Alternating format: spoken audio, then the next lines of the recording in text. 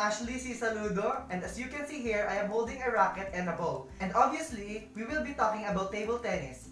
Today, I am very happy to show you how to do the basic hand grip for the table tennis, which is the shake hand grip, as well as the basic serve, which is the forehand serve. Before that, and for those who doesn't even know what table tennis is a very popular recreational and competitive team game played by either individual, which is what we call 1v1, or pairs, which is 2v2.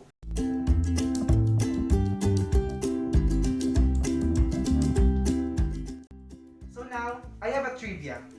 Did you know that there are more than 1,600 varieties of table tennis rubbers? But player can only use authorized rackets covering which is one side is red and the other side is black. In this game, players aim to hit the ball continuously over the net and force their opponent to either not to return the ball over the net or to land the ball off the table. So if your opponent did not return the ball, then it is your luck because it is your score. Another one is when you are playing table tennis in pairs, when you are the one serving the ball and your opponent returned the ball, then you should not be the one to hit the ball again, even if the ball is near to you. It should be your partner to hit that, because if you're the one who hit the ball, then the score will be on your opponent, the same as your opponent.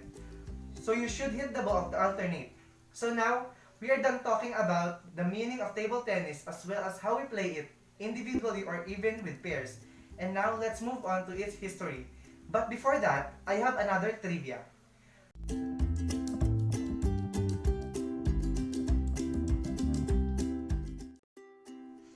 Did you know that the longest table tennis point was played for 2 hours and 12 minutes, and it happened in the hard bath era?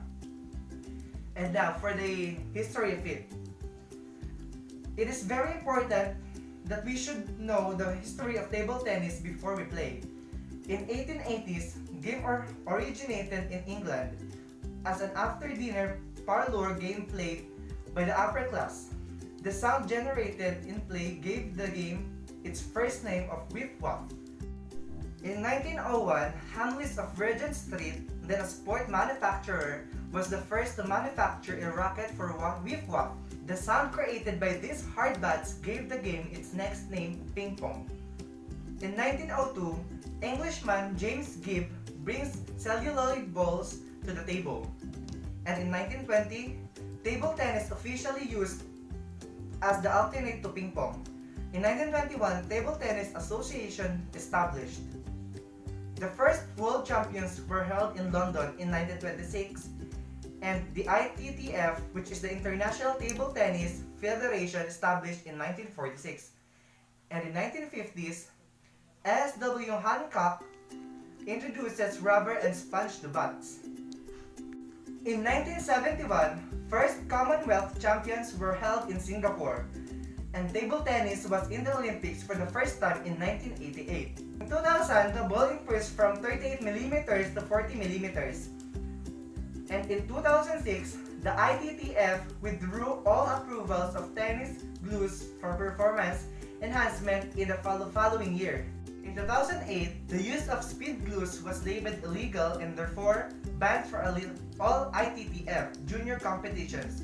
In the same year, they introduced machines that could test for illegal vox as part of their regulations. We are done talking about the history of table tennis, and now we will be talking about the equipment that we will going to use in playing this table tennis. First, the ball. The ball that used in the game weighs 2.7 grams. It is a small celluloid ball that is white or orange in color, depending on the preference of the player. They come in different qualities, with those possessing 3 stars being the best kind. It is recommended for beginners. Also, they come in a variety of sizes ranging from 38mm to 54mm in diameter. However, the 40mm diameter ball is used mainly in international leagues and competitions. It is the one specified by the International Table Tennis Federation, or ITTF. Next equipment is rubber racket or paddle. The table tennis racket or paddle is another important piece of equipment. It is used to hit the ball back and forth on the table. the shape is similar to the one used for tennis, except in smaller and made of different materials. The racket is made of wood and rubber. It is divided into two parts, the handle and the blade. The quality of both parts of the racket can affect the force applied by the player.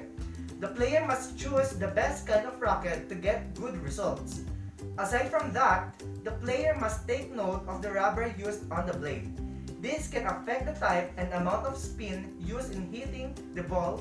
Rackets are available in pre-made as well as the customized conditions. Now, let's move on to the basic hand grip of table tennis. First is the shake hand table tennis grip. In this table tennis grip, try to hold the bat in a way that you are shaking hands.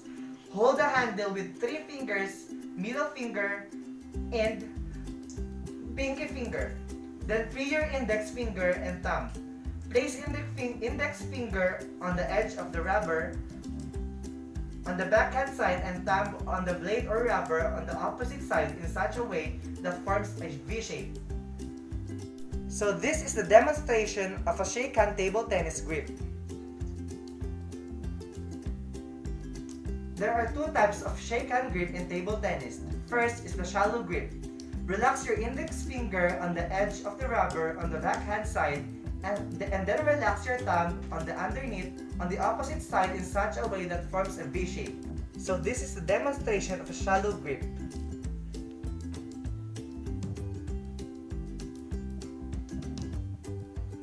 Next is the deep shake hand grip. The deep shake hand grip is the same as the shallow shake hand grip, except in the deep shake hand grip, the thumb relaxes on the rubber of the bat. So this is the demonstration of a deep shake hand grip.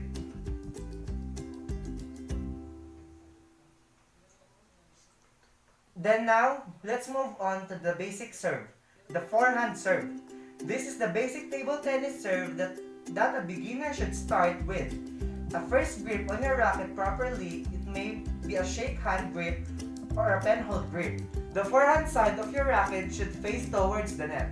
Then toss the ball and strike so that the first bounce is in your side, and after flying over the net, the ball drops on your opponent's side of the table.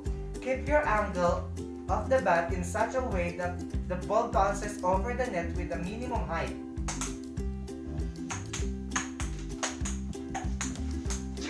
So thank you for watching this video and I hope you learned something from me to you. Bye!